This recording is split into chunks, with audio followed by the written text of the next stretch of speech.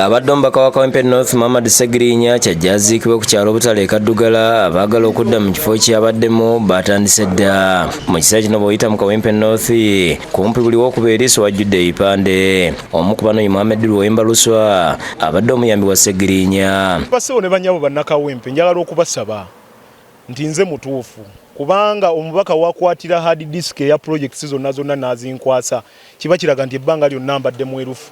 Ndi mweteefuteefu okukolagana ne baganda baffe ab'omu diaspora nga bwe mbadde mukwatagana ne Honorable Muhammad Segirinya kuba contacts yazinkwasa. Luwemba era famire gwe yasabye NUP emuwandika eddusu. N'omwana wange Alex Luswa Luwemba njagala mumusemo obwesige yabaddira omwana wange Segirinya Muhammad mu bigere. Luwemba agambye nti waweebwa omukisa agenda kumaliza ebyo Segirinya byalese atandiseeko. Nti bassebo ne bannyabo teri kulanga kulala Muhammad Luwemba Luswa nzija ate mmanyi obuwagizi bwammwe mubulina kubanga neetaagira ddala eddoboozi lyammwe okusiima kwammwe eri Honorable Muhammad Segirinya. Abalala kuliko Omalumagala eyakayimbula okuva mu komera. Ono naye ayagala NUP emuwe kaadi kuba agamba nti abantu bawansi gwe bamanyi.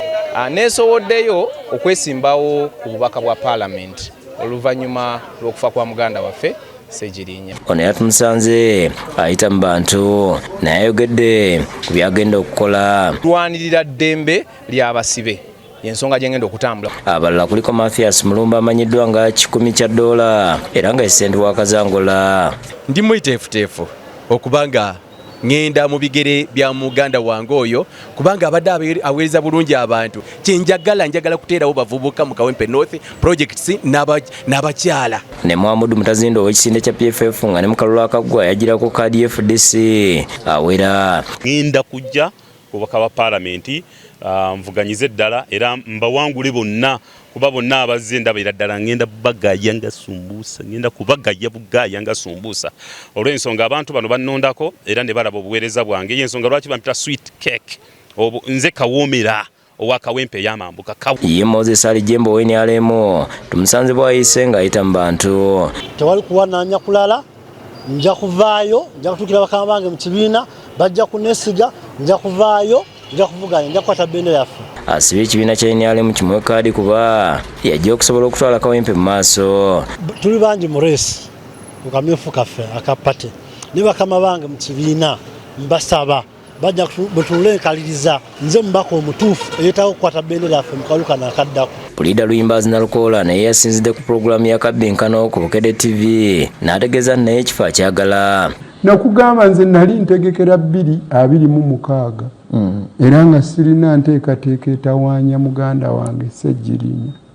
Naye ate nze omu kwabo abakkiriza nti obuweereza bw'abantu busigala bugenda mu maaso. Wadde nga bano beegwanyiza ekifo akakiiko ebyokulonda ke kalina obuyinza obubakkiriza okuvuganya nga bamaze okusunsulwa naye nga gw'omuwendo gw'abaagala ekifo gukyeyongera. Mu kino omwogezi w'akakiiko ebyokulonda Julius Mucunguzi agambye nti balindakirako wa Paalamenti okubawandiikira nti ekifo kyereerewo olubateeke akalulu mu nnaku 6. Kati we tuli akakiiko kalinze kategeezebwe mu mateeka Secretary wa Parliament oba Clerk wa Parliament then okuva olwo akakiiko kajja kufulumya programu ng'eriko procedures zonna ezeetaagisa okufuna by election. David Tamale yakusakidde gwino ku lwa Bukedde TV.